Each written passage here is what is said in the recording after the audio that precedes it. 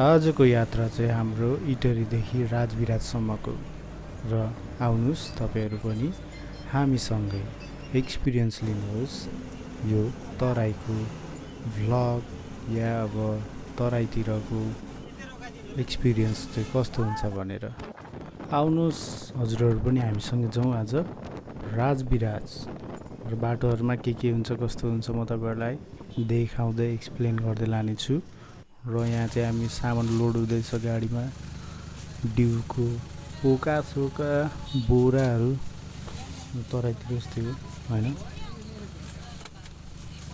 Load गरेर टक्क गर्दै हुनुहुन्छ अङ्कल र हाम्रो भाइहरू र यहाँ चाहिँ सानो नानी चाहिँ रम्पम खाँदै राइड इन्जोय गर्दै हुनुहुन्छ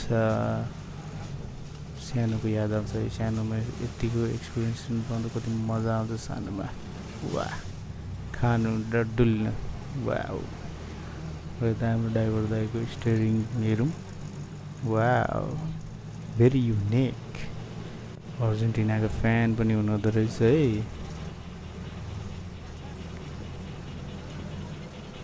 र यस्तै हेर्दै हामी यो एङ्गल दामी लागेर खिच्दै अब यो चाहिँ हाम्रो तराईतिरको चाहिँ यस्तो प्लेन ठाउँ हुन्छ यहाँनिर चाहिँ अब खेती किसानी हुन्छ होइन अब अहिले चाहिँ बर्खाको टाइममा हो धान रोप्ने र यहाँनिर चाहिँ डाकीवाला दाईहरू चाहिँ फेरि यहाँ गाडीमा नथोडी हुँदैन है यस्तो यहाँ तराईतिर चाहिँ चना चटपटे बेच्नेहरू कब्जा हानिन्छ गाडी नै फेरि ब्लग गर्दैछ भन्दै हाँस्दैछ त्यहाँ हाम्रो दाई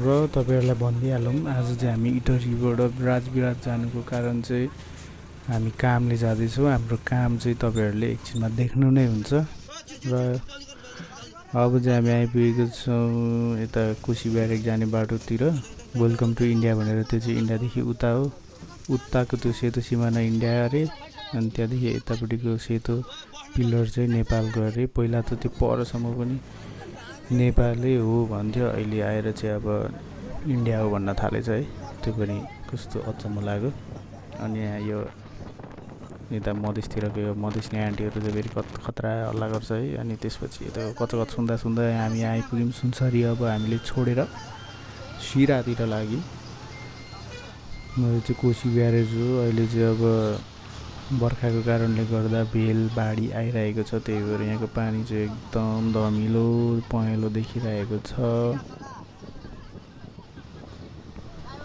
पहिला टुरिस्ट अब नेपाली लोकल टुरिस्टहरू चाहिँ घुम्नलाई यता आउँथ्यो क्या पूर्वतिरको यो पुल हेर्नको लागि है अहिले त अब कहाँ जान्छौँ त हामी नयाँ भाइरल ठाउँ त्यतिखेरको भाइरल ठाउँ भनेको चाहिँ यो पुल हो सप्तकोशी पुल भन्छ यसलाई चाहिँ है भेल हेर्नु न आमा त्यहाँदेखि चाहिँ हामी फेरि बारदाबाट चाहिँ हामीले गाडी चेन्ज गऱ्यौँ गाडी चेन्ज गरेर अर्को सानो गाडीमा चढेर अब चाहिँ यहाँबाट राजविराजतिर लाग्दैछौँ अब यहाँदेखि 16-17 किलोमिटर होला राजविराज यहाँदेखि राइट जानुभयो भने चाहिँ कञ्चनपुर हुँदै काठमाडौँ उता लाहान जान्छ यहाँबाट लेफ्ट जान्छ हामी यो फुटेज चाहिँ कतिखेर रेकर्ड भयो आई डोन्ट नो त्यही पनि मैले राखिदिएँ र त्यसपछि हामी चाहिँ राजविराज पुगिसकेको छौँ राजविराज पुगेर यहाँ झोलासोला झार्न थाल्यौँ ब्याग पनि यत्रो भारी छ होइन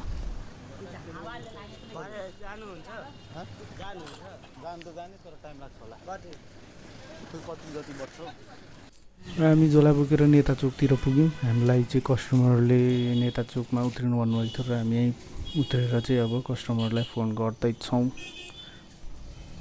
मेरो मिसेसले चाहिँ अब फोन गर्दै हुनुहुन्छ भारी छ यत्रो झोला छ है एकछिन थकाइ मारौँ भनेर चाहिँ नेता चोकको छेउमा बसेर फोन पनि गर्दै यता यसो रमित हेरेको बिहान यो चाहिँ हाम्रो सेकेन्ड टाइम हो राजविराज चाहिँ हामी 5 डेज अगाडि पनि आएको थियौँ यही काम यस्तै कामले गर्दा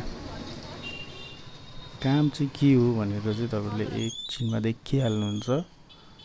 भिडियो हेर्दै जानु होला, लाइक सेयर पनि गरिदिनु होला। र हामी चाहिँ कस्टमरलाई फोन गरेर कस्टमरको घरमा आइसकेर यहाँ सबै सामानहरू निकालेर रेडी गरेर चाहिँ यतापट्टि अब यो वालमा चाहिँ अब डेकोरेसन गर्ने भनेर चाहिँ कस्टमरले देखाउनु भयो। त्यसपछि हामी यहाँ सब कुरा रेडी गर्न थाल्यौँ, पर्दा सर्दा। र त्यसै क्रममा हामीलाई यहाँ खाजासाजा ल्याइदिनु भयो। चियाहरू, कहिले चिया नखाने मान्छेले पनि चिया खाइयो, किनभने बिहानै आएको थियौँ हामी, भोक लाग्यो होइन। मिसेससँग चेयर्स हानेर चाहिँ चियाको चेयर्स हानेर चाहिँ अब बिस्कुट भुजिया दाना हानेर चाहिँ कामतिर लाग्यौँ हामी। र हामीलाई चाहिँ अब यो काममा चाहिँ 1.5 घन्टा जस्तो टाइम लाग्ने हुन्छ यो काममा चाहिँ होइन। र पर्दा सेट गरिसकेर चाहिँ अब बेलुनतिर लाग्यौँ हामी। बेलुन सेलुन मिलाएर बनाइसकेर रेडी गरेर चाहिँ अब यहाँनिर डिजाइन हुँदैछ हाम्रो। यो डिजाइनमा चाहिँ अब हाम्रो मेरो मिसेस चाहिँ पर्फेक्ट हुनुहुन्छ। र अरू कुरा त्यहाँनिर चाहिँ अब मैले हेल्प मात्र गर्ने हो।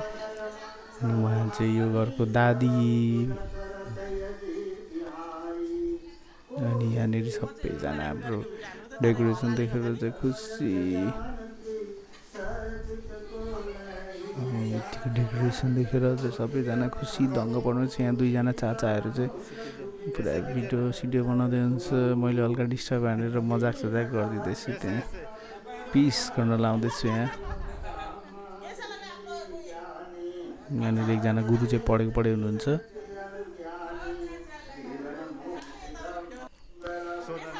यहाँ बहिनीहरू चाहिँ एकदम इन्डियाबाट आउनुभएको गेस्टहरू हुनुहुँदो रहेछ, हाम्रो कस्टमरको पनि गेस्ट। अनि डेकोरेसन चाहिँ यस्तो बबाल लाग्यो भन्दै हुन्छ होइन। उहाँहरूलाई पनि मैले चाहिँ पिस गर्न सिकाउनु लगाइदिएँ। यो चाहिँ हाम्रो वर्क। र हामीले चाहिँ यो के कस्तो खालको वर्क गर्दो रहेछौँ भनेर चाहिँ तपाईँहरूले थाहा पाउनु भयो होला। थाहा पाउनु भएन भने चाहिँ हाम्रो टिकटकमा पनि हाम्रो आइडी छ, सेम यही नामबाट यही लोगो छ। त्यसमा हाम्रो काम हेर्न सक्नुहुन्छ है हजुरहरूले। हामीले अब बर्थडेको डेकोरेसनदेखि इन्गेजमेन्टसम्मको डेकोरेसन चाहिँ हामीले गरिरहेको छौँ। टङ स्लिप गर्दैछौँ। र हाम्रो प्याकेज चाहिँ 8000 देखि माथि छ। तपाईँहरूले चाहिँ अब रेन्ट पनि गर्न सक्नुहुन्छ, बुक पनि गर्न सक्नुहुन्छ। उहाँहरू चाहिँ एकदम मस्त गफ गर्दै हुन्छ। घरको बुढी मान्छेहरू चाहिँ होइन। हामी चाहिँ काममा भिडियो सिडियो खिच्नलाई रेडी। यहाँ अलिकति प्रब्लम भयो जस्तो लाग्यो। हाम्रो सेटअप चाहिँ एकदम मन पराउनु भयो सबैजनाले है। मजाले चाहिँ सुनिँदैन होला किनभने ऊ त्यहाँ कीर्तन पनि हुँदैछ। कीर्तन भन्छन् कि भजन के भन्छ। यहाँ चाहिँ लाइटको अलिकति प्रब्लम भएर त्यसलाई फेरि मेन्टेन गर्दैछु।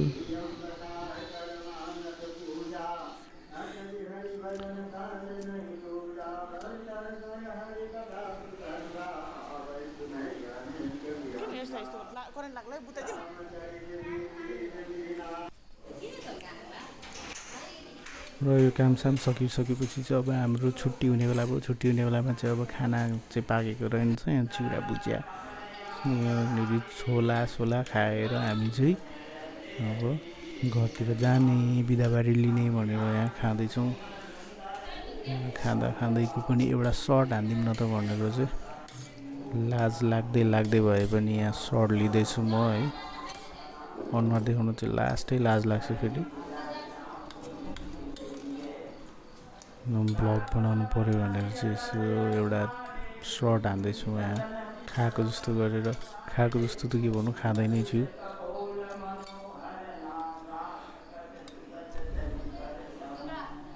र आजको यहाँको हाम्रो गेस्टहरू चाहिँ एकदम मजाको, एकदम रमाइलो, एकदम मिलनसार, दिलदार हुनुहुन्छ रहेछ है। कति ठाउँमा त अब हामीलाई वास्ता पनि गर्दैन काम गर्ने मान्छे भनेर। तर यहाँनिर चाहिँ एकदम रेस्पेक्ट। मिसेसलाई चाहिँ पिरो भयो अरे है। पिरो खाने मान्छेलाई चाहिँ पिरो भयो अरे। आज फेरि मलाई खासै पिरो लागेन। किनभने योभन्दा अगाडिको ठाउँमा चाहिँ लास्टै पिरो खाएको थियो। यहाँनिर चाहिँ अब भोजको लागि काटकुट धेरै छ। हामी सबैजनालाई बाई गरेर अब लाग्यौँ। यहाँनिर चाहिँ खतरा डेकोरेसन हुँदैछ, टेन्ट सेन्ट लगाएर फ्यानहरू लगाएर चाहिँ। उहाँ चाहिँ हाम्रो गेस्ट हुनुहुन्छ।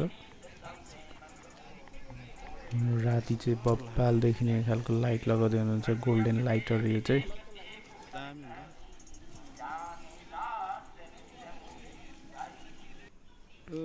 मेरो मेलामा छुटेको साथीहरू चाहिँ यार आज भेट भयो।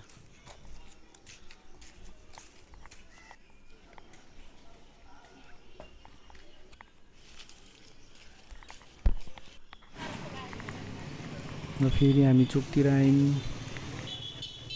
अब यहाँबाट यसो डुल्दै डुल्दै हेर्दै हेर्दै फेरि हामी नेता चोकतिर आयौँ। अब नेता चोकबाट चाहिँ फेरि हामी गाडी चढेर इटरीतर्फ लाग्यौँ। आजको ब्लग यति नै। Please do like share and subscribe. र तपाईँहरूलाई हाम्रो सर्भिस चाहिएको छ भने चाहिँ यस्तै खालको सर्भिस चाहिएको छ भने चाहिँ हामीलाई सम्झिन सक्नुहुन्छ। Okay by.